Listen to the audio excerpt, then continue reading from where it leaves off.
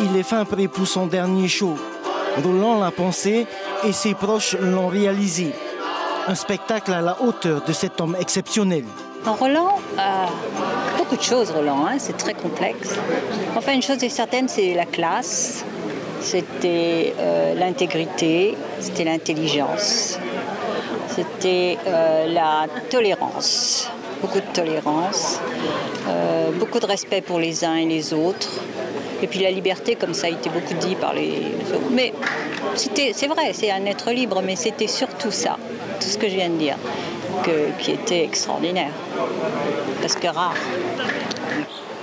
Raisonnable aussi, toujours quand il s'agit de lui, mais jamais quand il faut défendre son peuple.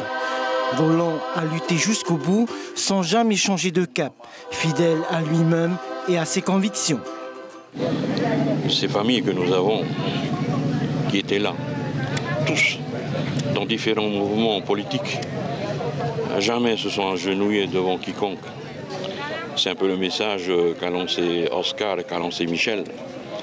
Et j'adhère à ce message, c'est de se réunir. C'est là où je vois que, et où nous sommes contents, c'est que Moludo Tato ne va jamais s'arrêter. Pas simplement pour nous, pour les générations futures, parce qu'on sait pertinemment aujourd'hui quelles sont les conséquences et quelles seront les conséquences sur les prochaines générations et sur nos enfants. Du blues hier, des cantiques religieux aujourd'hui ou de la variété, peu importe, Roland aimait et vivait la musique, sa musique.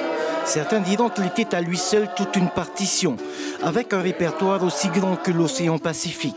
C'est ce qui faisait de lui un homme et un esprit à part. Un esprit libre dans un corps libre. Je suis libre d'être libre.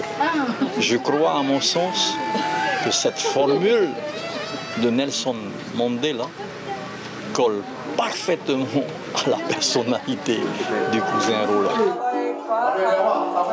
Comme son grand-père, Tearapo Teauna, illustre conteur de légende des années 50, Roland Oldham repose à Aroui, parmi les siens. L'information en continu sur Polynésie la première, Internet et réseaux sociaux.